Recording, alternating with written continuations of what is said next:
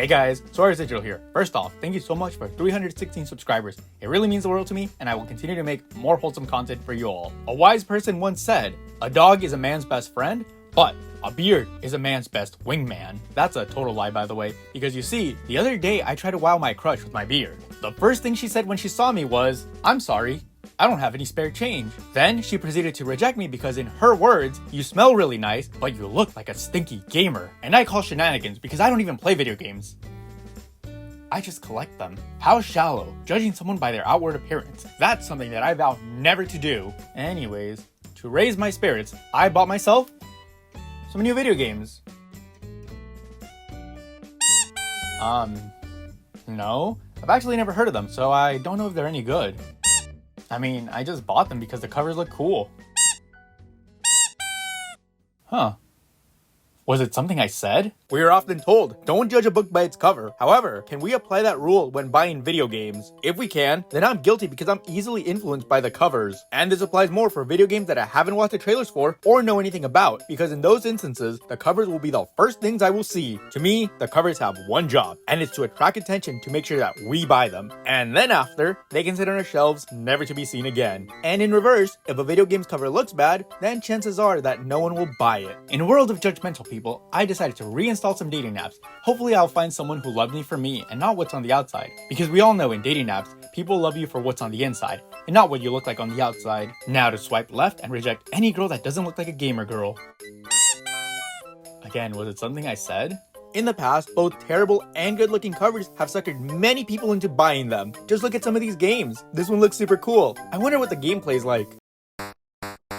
Yeah, that's kind of what I expected. But that just goes to show you that a video game cover can change your expectations. Fortunately, we're in the year 2021, and video game covers aren't as restrictive as they were back then. Let's take a look at the clear cases from the PSP and PlayStation 3 era. The outside, A-okay and pretty cool looking. And on the inside, pure depression. I always felt they missed out on doing something really cool with these cases. Yet, they either left it blank or put some weird warranty text notice on the inside. Very few publishers took advantage of this space by including inside art that you could appreciate every time you open the case. This looks far better than simply having a white background, and it gives the product a high quality feel. And I get it, it's expensive, so not every company has the money to do this. Heck, some companies barely have enough money to include colored manuals, and in this day and age, manuals at all. And when it comes to the topic of saving money, the cases will take a hit on this. Let's look back at the evolution of Nintendo game cases. They've made some iconic box art for NES, Super NES, Nintendo 64, and the Game Boy lineup. However, because they were made out of cardboard, they were damaged easily. I would know as very few of my cardboard boxes survived my childhood days, and for the ones that survived, you can tell an attempt was made to preserve them. And if I didn't end up ruining it myself, then my parents would throw away perfectly preserved boxes because it's just junk cardboard. My parents called me a crazy hoarder for wanting to keep my cardboard boxes, and in their defense, they were half right. I'm not crazy, but I'm still a hoarder.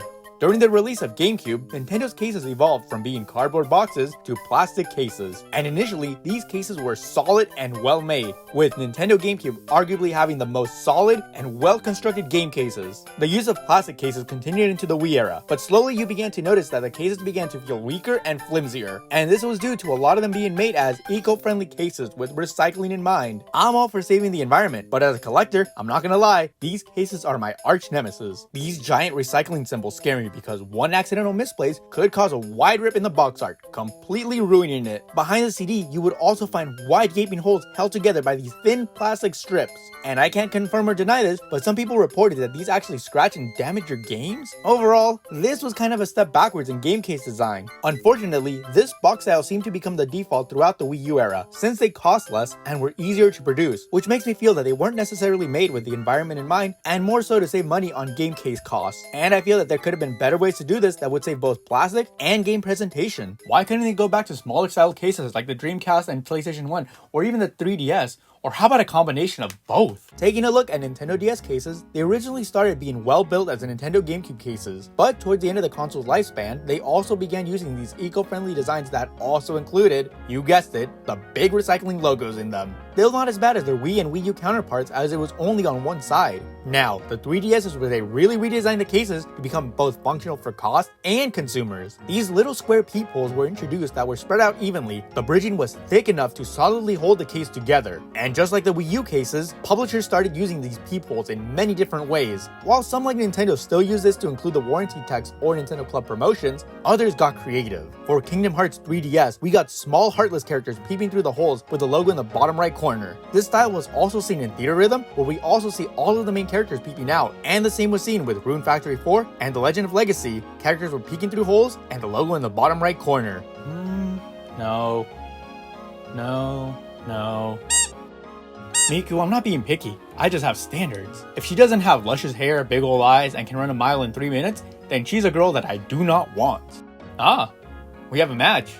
And she's a cutie, the definition of a gamer girl. And now with the Switch, Nintendo has chosen clear cases. And again, some publishers choose to keep it blank or use it for warranty information, and the others have gotten ridiculously creative. Mario Odyssey has the main theme lyrics, Smash Ultimate and Octopath Traveler have character rosters, Pokemon has a map, Bravely Default and Fire Emblem Warriors have interior art, Sonic Mania and Splatoon have reversible covers? Now this is what I call peak design. Remember how I said that I loved when companies took advantage of the 3DS holes with unique gimmicks? Well, reversible covers are a billion times better than that. I love reversible covers because it gives you the creativity and choice to decide what you want on the cover. And I want to clarify what I consider to be reversible covers. Pretty much my only criteria is that it must have the title on the spine for easy identification for those who want to put them on our shelves. And if it doesn't have that, it'll just be considered reversible art, which there's nothing wrong with that either. But again, I just like having options. And by all means, the idea of reversible covers isn't anything new. In the past, reversible covers were limited to special edition copies of games or included as Easter egg bonuses for standard copies of games as surprises. It's easy, cost-effective, and basically a quick way to add 25% extra bonus content to the description. So this girl and I decided that we're meeting up later today. Now I know what you're all saying. Suarez Digital, you met this girl like 5 minutes ago. You guys are moving too fast, you don't know anything about her, and she could be a terrible person in disguise. But you're all overlooking one thing. She's good looking, so there's no way she could be a terrible person. Reversible covers vary depending on the publishers, and I've made some interesting discoveries with my PS Vita games. Arcana Hearts 3 and Trillion God of Destruction have similar formats going for them. Arcana Hearts default cover features the 3 main lead girls in their standard attire with fearsome glares, whereas the reversible cover has them in cheerleading outfits with a more welcoming stance. This is great for anyone intimidated by the initial cover. Trillion's cover features the initial core cast, while the reversible side crams every known character in a chibi-esque style. It's not much, but it's definitely a nice nod for late game players who enjoy the entire cast. The back of both games features the exact same default content, with the only minor change appearing in Arcana Hearts, where the scan code is replaced with "not for resale" text. This is done so that store sellers don't try to sell the cases as exclusive or limited edition standalone items. Now, Danganronpa and Yomawari are where we start seeing reversible covers shine. Danganronpa's initial cover features the entire cast, and the back includes the usual game descriptions. Spoilers alert for anyone who hasn't played this game yet. The inside features 2 full art pieces, the cover showing the main leads, and the back with a nice family portrait of everyone that dies. Yomawari, on the other hand, is brilliance perfected. The front, the usual standalone cover. Turn it around, and once again, your usual standard back cover description with, wait, what's this? Includes Hotaru no Nikki. Surprise! This game is a 2-in-1 as indicated by the spine. But aside from this small blurb on the back and the spine, there is no other mention of this game. Well, reverse the cover and bam! Hotaru no Nikki. This is incredible and a genius way to include multiple games in one package. I've seen other companies attempt to do this, but none are as successful as this one. Yeah, you have your instances like Sega GT and Jet Set Radio Combo Pack, but in this case, one side is usually always the front, and it doesn't allow you to showcase the game how you want. And what I like about this one is that you're not sacrificing cover presentation, and it doesn't look crowded, which many other combo packs usually struggle with. With the reversible cover method, this allows both games to shine and get the proper respect they deserve. In the end, they give the option for you to decide what game you want to feature, making this feel quite successful. So we traded social medias, and I forgot that I have a picture of myself without facial hair. So now she wants me to shave because she likes the way I looked back then. She says that I'm better looking without facial hair. Well, it is my curse for being so dashing with and without facial hair.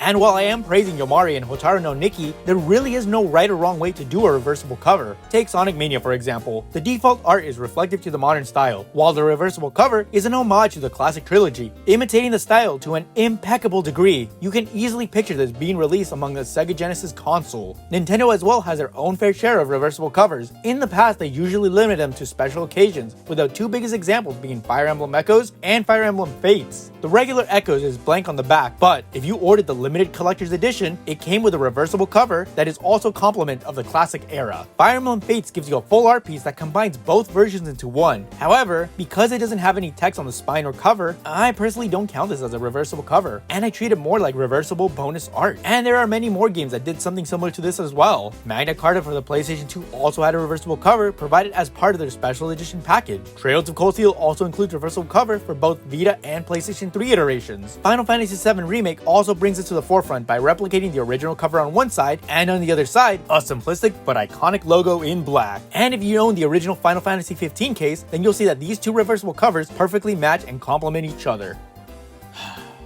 Now she says she'll only meet me if I shave off my facial hair. Guess we're not meeting up at all. I'm not desperate, so I won't easily fall victim to a woman's charms. Besides, what's wrong with the way I look like now? Does she really think I'll change myself to impress her? Oh. She says the reason is because she's allergic to facial hair. Well, that clears it up.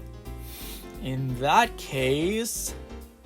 To me, the god of reversible covers are Idea Factory, with their titles historically taking advantage of this, and even more frequently in their PlayStation 4 and Nintendo Switch titles. Idea Factory is heavily known for having the most adorable IPs, with Neptune series being one of their biggest sellers. However, they also work on other games like Fairy Fencer F, Azure Lane Crosswave, and Trillion God of Destruction from earlier. Neptune didn't always have reversible covers, as the initial PlayStation 3 games were one-sided. Starting with the PS Vita, Neptune games began including stuff on the back of their covers. Rebirth 3 and Noir included reversible art. For Noir, we are given two full pieces of art of the protagonist on each side. And Rebirth 3 includes art featuring all of the main characters. And finally, Neptune vs. Hard Girls is the first example that Idea Factory used a real reversible cover. Logo on spine? Check. As for the inside, it includes adorable chibi art style of all the participating characters. And upon their transition to PS4 and Switch, they began introducing reversible covers for most, if not all of their mainline titles. Initially, the covers had a consistent theme. One side included the characters in their standard forms, and in reverse, they included characters in their transformed states. This was pretty cool and it appealed to many fans. And as you know, I love options, so it gives people the options to display their desired cover on the front. And occasionally, there are some titles that broke away from the traditional format altogether. Mega Dimension Neptune is a prime example, as one side had an abnormal orange decoration on the reverse side. While it's a little non-traditional, it did allow owners to add some dynamic coloring to their shelves. Yes, the spine is on the title, so it counts. However, in the recent years, they have been getting a little lazy with their covers, where instead of giving you a completely new cover, they're just slightly censored versions of the standard cover. And I won't lie, while I do miss having two different variants, we at least still get double-sided covers, as by comparison to the Japanese covers, they never even had reversible covers to begin with. Miku?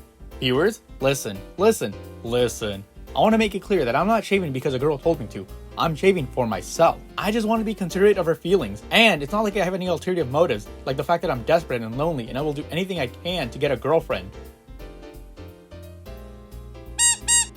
Miku, you're overreacting. She loves me for me. I do believe that video games are an art form, from music, character design, story, and especially the box art cover. All of this goes together to deliver one complete amazing product, which is why it bums me out when publishers choose not to invest their time and effort into the box covers. And no matter what, I feel that there should be no excuse for trying to take shortcuts on this, as covers, whether it be standard or reversible, have a huge way you can customize them. And send. So now that I'm all shaved, I finally sent her a picture of myself to prove that I am ready for our date. Oh wait, no, that's just her updating her status, which says, guys with beards, heart emoticon.